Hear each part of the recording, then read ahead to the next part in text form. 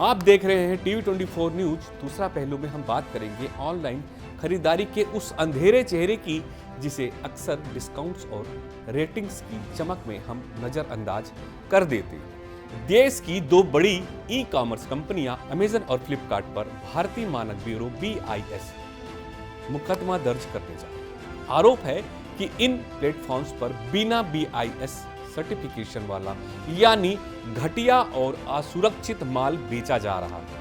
क्या है पूरा मामला, समझते हैं। मार्च 2025 में BIS ने अमेजन और फ्लिपकार्ट के वेयर हाउसों पर छापेमारी की थी। करीब 36 लाख रुपए के नॉन सर्टिफाइड सामान जब्त किया गया। BIS का कहना है उपभोक्ता सुरक्षा से खिलवाड़ किया गया है।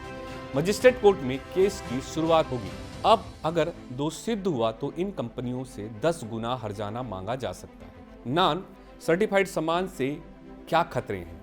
इलेक्ट्रॉनिक्स या प्लास्टिक उत्पाद अगर BIS सर्टिफाइड ना हो, आग, झटका या कैंसर जैसी बीमारियों तक का खतरा होता है। डिजिटल इंडिया के दौर में अगर ऑनलाइन ही असुरक्षित हो जाए तो उपभोक्ता कहां जाए? अमेजन, फ्लिपकार्ट की जवाबदेही कितनी है? दोनों कंपनियां दावा करती हैं कि वे सिर्फ प्लेटफॉर्म है, माल विक्रेता बेचते हैं, लेकिन कानून कहता है अगर प्लेटफॉर्म पर नियमित रूप से असुरक्षित सामान बिक रहा हो तो प्लेटफॉर्म की जिम्मेदारी बनती है। 2021 का एक नया e commerce rule, due diligence यानी माल की गुणवत्ता की जांच आवश्यक। ई कॉमर्स कंपनियां सिर्फ मुनाफा देखेंगी या उपभोक्ता सुरक्षा को भी गंभीरता से लेंगी? क्या कहती है नीति और कानून? BIS एक्ट 2016 के तहत सर्टिफिकेशन जरूरी है। सेलर की पहचान, सार्वजनिक रिटर्न रिफंड पॉलिसी साफ होनी चाहिए। कई मामलों में कंपनियां कंप्लेंस ऑफिसर तक नियुक्त नहीं करती। कानून बने, लेकिन जब तक उन्हें ईमानदारी से लागू नहीं किया जाएगा तब तक उपभोक्ता ठगे जाते रहेंगे। दूसरा पहलू, क्या बदलने की जरूरत है? उपभोक्ता को भी सतर्क रहना होगा। BIS मार्क है या नहीं, ये जरूर देखें।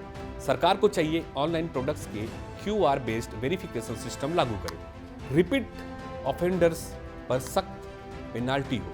ई कॉमर्स ग्रीवेंस पोर्टल को सक्रिय और प्रभावी बनाना होगा। दूसरा पहलू यह है कि ई कॉमर्स अब सिर्फ सामान बेचने का माध्यम नहीं बल्कि हमारे विश्वास, सुरक्षा और स्वास्थ्य से जुड़ा है।